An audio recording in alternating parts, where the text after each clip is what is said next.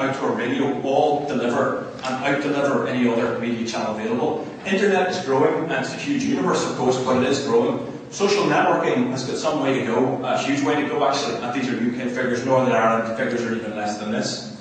From a Northern Ireland perspective, I'm looking at some of the Northern Ireland figures. TV still delivers. The traditional media still delivers your audiences. This is again from TGI, up-to-date figures. 68% of Northern Ireland people watch at least 1 hour of UTV daily. Now, I don't work for UTV. I don't really care if they're successful or not, but that's the reality. 68% watch at least 1 hour daily. If you look for a 15 to 29-year-old audience, you'll see that it's 57% of that audience watch at least 1 hour of UTV daily. If you go to Channel 4, you'll find 52% of 15 to 29-year-olds watch at least 1 hour of Channel 4. If you combine those two channels alone, what you get is about 75% of a 15 to 29-year-old audience watching two channels for an hour at least every single day. And that has massive implications when we're advising clients where to put their budgets. And more often than not, particularly clients that we have, they're trying to market to large bodies of people, large numbers of people. So it's very hard for us to argue that they should be going down an online route when they can still use traditional media, which is economies of scale and has got huge reach for their audience.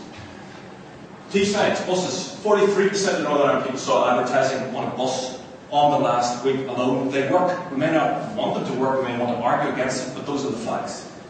47% saw advertising on a billboard. Again, I have no interest in representing billboard companies around Northern Ireland, but I do have an interest in representing my clients and connecting them with the sorts of media that deliver against their audiences. Now, I've been informed we don't have audio. What I will do is I'll play 3 seconds of this, just to give you a flavour of a recent ad that we produced, and then I'll talk about it in just a second. You won't be able to hear it, although it's subtitled. Can you hear that? You can? Okay.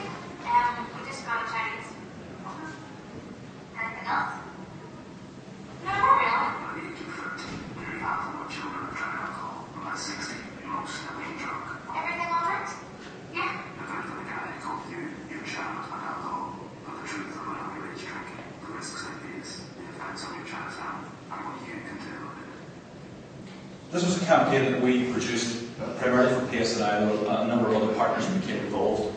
This only ran 2 TV ads. It had a leaflet as marketing collateral, but there were only 2 TV ads in the entire campaign.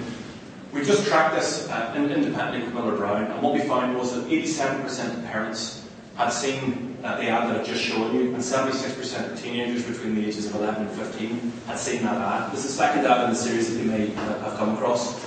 96% of parents had seen that, and 78% of teenagers. That was only TV advertising, no other media channel involved, and in a way it's actually a very good test of the reach of traditional media channels in Northern Ireland.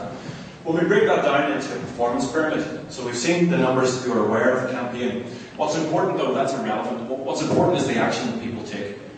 Awareness is only the beginning. And when we track that through to parents and teens, what we see is that 47% of parents, and nearly half of the parents who've seen the ad, and you're pretty much in universal awareness here, said that it would encourage them to talk to my teenager about alcohol, which was the ultimate objective of the campaign. We wanted to try and get parents to engage with their teenagers rather than leave it to the teenagers' own devices and their peer group on the issue of alcohol. When we look at the percentage of teens who said that it makes me think differently, it makes me think that alcohol is harming me, 70% of teens agreed with that, and 42% of teens said that this ad would encourage me to drink less alcohol. So that is an example of traditional advertising working in and of its own terms, and I think it is something of a rebuttal, I guess, to some of the online viewpoints which would have advertising dead long before its due date.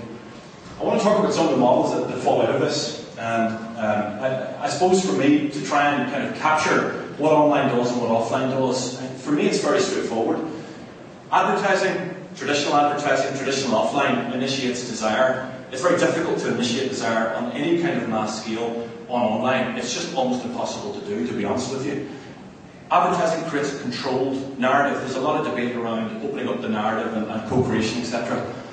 I think that a lot of that's nonsense. Our job is to create a compelling narrative or a platform to push a set of messages, if you like, which is going to result in some kind of goal being achieved, some sort of commercial goal being achieved. Up front, we have to work out what that's going to be, what's going to be motivating to people, and then we have to dramatise it and find it creatively. That's what offline advertising does. online then picks up the baton after that and acknowledges the viewpoints, I suppose, of a broader audience, and it invites a little bit of co-creation into the narrative, but the narrative must be established up front. Advertising obviously brings mass audiences at low cost per thousands, and it also then drives and fuels online, which is how we're starting to see these two things demarcate.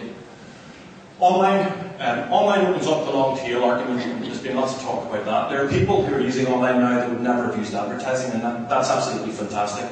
There are very little barriers to entry in online. There are clear barriers to entry in advertising. It costs money to make ads, it costs money to engage people like me, and it costs money to buy media space. It costs an awful lot less to get up and get started in online. That's grown the entire market overall.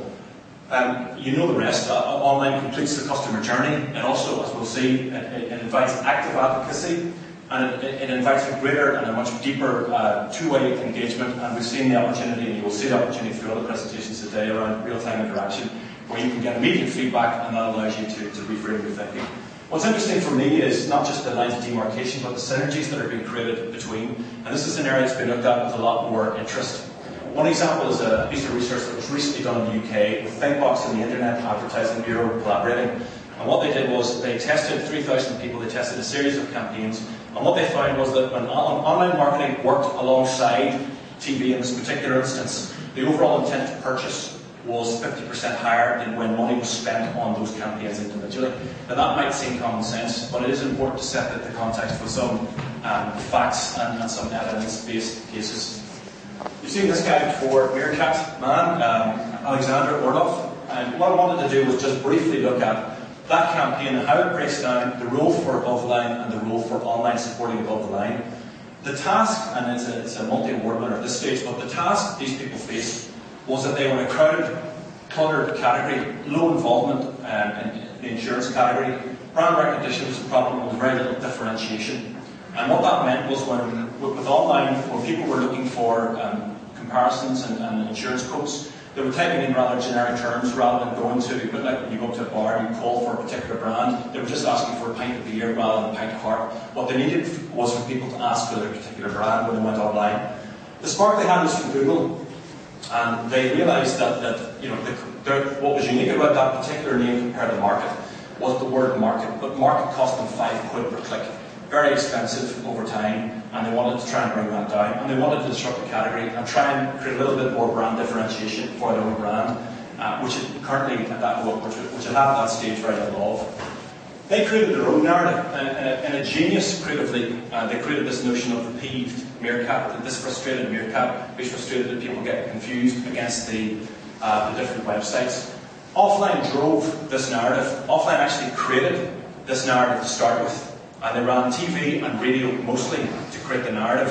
What they then did was amplified the narrative and invited people to follow the story as it emerged by allowing people to feedback and by allowing people to take a degree of ownership of the narrative that had been created. So people didn't create the narrative, they responded to the narrative that was created through TV and radio. They were successful, obviously, Facebook, Twitter, YouTube, they ran a suite of online initiatives, and they generated some high figures there in Facebook. Obviously, what they're also trying to do is encourage the sale online. So for every 100 people who went to compare the meerkat to check it out at Intrigue, 21% went on to compare the market. And that translates through to some of their business figures. 29% growth from 29% in spontaneous brand awareness to 59% spontaneous brand awareness. So that when I'm looking on the internet now for an insurance quote, this is already in my head now. It's in my quote set of brands, and I'm more likely to go directly to compare the meerkat. The number of quotes went up and the cost per acquisition went down. Why? Meerkat cost 5p per click. Who's going to be searching for meerkat? Genius, absolute genius as a marketing case study. We've worked on something fairly recently. We worked on it with ION. It's a campaign that's just launched around carbon monoxide. I'll give you a little flavour of what the campaign is about now. Hopefully you can hear this.